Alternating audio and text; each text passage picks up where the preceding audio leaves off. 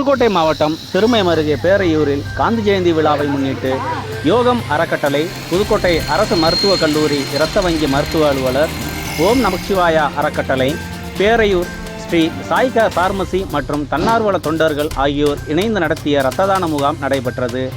இதில் கலந்து கொண்ட தன்னார்வலர்கள் பொதுமக்கள் பயன்பெறும் வண்ணம் அரசு இரத்த வங்கிக்கு இரத்தம் வழங்கினர்.